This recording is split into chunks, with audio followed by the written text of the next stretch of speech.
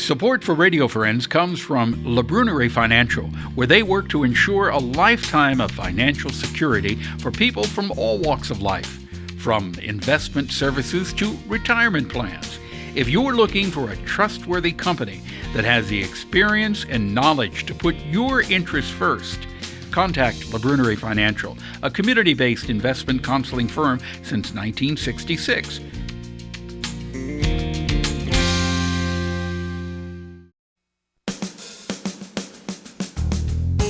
Good morning and welcome to Radio Friends on Monday, December the 26th, the day after Christmas. First of all, I hope that each and every one of you had a wonderful, wonderful Christmas day and you were with people that you care about and that you keep that Christmas spirit going the rest of this week and year. And yes, Merry Christmas. Yeah, good to have you here. ALEX LaBRUNERIE, good friend of mine from LaBrunerie Financial. It's a pleasure to always chat with you, Alex. Merry Christmas, Paul. Same to you. Same to you.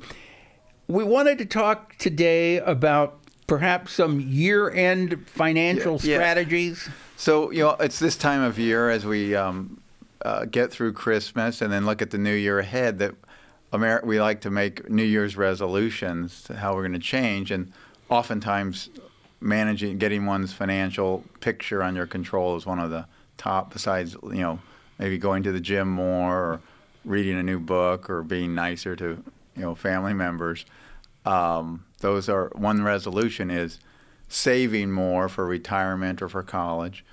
And it came across a little stat the other day that by February, most of us have broken our New Year's resolutions or have failed to follow through.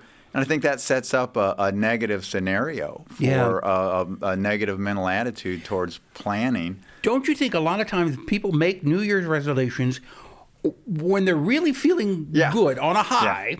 And you're making these resolutions that in the back of your mind you say, there's no way I'm really going to keep it, but I'll say it. That's right. And I think maybe we set ourselves up for defeat, and maybe instead of saying it's for the entire year of 2023, maybe we just get to February and say, I'm going to get this done by February 15th, like it was a shorter time frame. Right, and then when you get to February 15th and you did it, say, okay, I'm going to go another month. Let's see if I can go another month. And go to March and then say, well, let's try it to April. And when you get in that mood, then maybe you go ahead and extend it longer. And this struck me because over the years we've helped many Missourians save for retirement, and that's sort of what you do. It's like I'm going to try to do $25 more a month, or maybe start with $50 on up, and then just see how that goes for that month, and do it month by month at first. And the other, I want to say,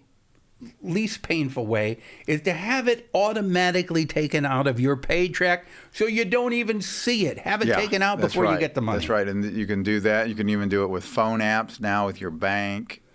Build up the savings account at the bank if you are new to investing, and if you have a 401k, by all means try to get that match because that's free money, and work. It really is. And the thing that you have to keep in mind, you're listening to us now and maybe you're in your 20s or your 30s and you say, well, I got a long way before I get up to 65 or 70. Take it from somebody who's there now. That time comes a lot faster than you think. It's scary. Yeah, I'll second that. It goes by fast. Yeah. And if you sharing older members of families, encourage the younger generation to save for retirement. It really makes a difference if you start doing it when you're younger. Yes. You get into that habit of doing it. I know many, many years ago when I started the payroll deduction and having a little bit taken out, I thought to myself, oh, okay, it's a long way until I get ready to retire. Yeah. But as I said, it comes up a lot faster than you think. That's right.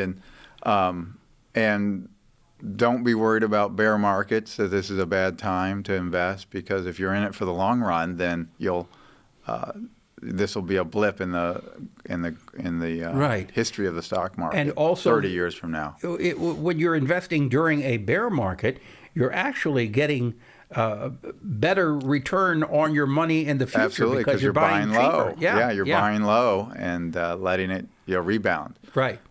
Are there anything that people need to think about as far as saving before the end of the year? If you're self-employed and it might be cutting it late and you want to do a self-employed IRA, you need to open it up, that account, by the end of the calendar year, so not to just 12/31. You can't do that before April the 15th? It No, has to you be can't before like the other IRA. It's a weird wrinkle in the rules. You really want to get that established by 12/31. So, now, is that a different type of IRA? yes, it's for self-employed people. I've never heard of that. Consulting, if you work at the university, for instance, and you have a consulting income, that would be something you could do. A self-employed pension IRA, SEP, they're called by their acronym. Okay, and but that has to be opened before the end of the year. Yes. So you got a week to do it. And you can open it and not fund it, but just get it opened. It's a very odd rule.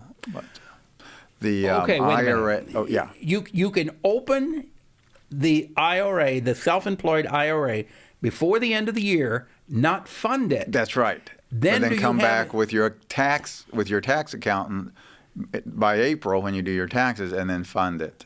So you can do that. Yes. So you have until April the 15th to put money in it. Correct. But you have to open it before the end of the year. That's right. That's right. And can you put any amount in that you want? There are some rules. I think it's approximately 13% of your outside income, your consulting income. Most people don't have employees when it's self-employed income. So you can go up to, depending on where you are, 14 to 20% of your If you want more outside information, income. Please call our office. You can give. We're poised to open that for anyone before 12/31. The elves at our office are working away, opening those SEP accounts. Yeah. Is there anything else as far as grandmas and grandpas? Inheriting. I think it's one thing is reviewing one's beneficiary selections. There's been some rules on how IRAs are passed on to non-spouse beneficiary changes, and making sure doing some estate planning for the grandparents, making sure your beneficiaries are the way you want them to be, and maybe review them from a tax angle, what's best for the inheritor of the account. Okay. That would be important. And this would all need to be done before the end of the year. Oh, I think, no, that could be done. That can be done at any time. Yeah. Okay. Yes. Nothing urgent by the end of the year on that. But these are all things that you really need to think about. Yes. Okay. Put on the list, the to-do list. All right. For January of 23. You got it. Alex, I want to thank you so much for joining us today and actually throughout the year and passing along some good common sense tips to all of us. You're welcome. We thank you for being a wonderful contributor to our community in Central Missouri, and for being a friend of mine, too. All right? Merry Christmas. Merry Happy Christmas New to Year. you, Alex. If you have any questions, you can give them a call, 449-5313. And if you're out and about, be careful. Have yourself a nice day. Bye-bye.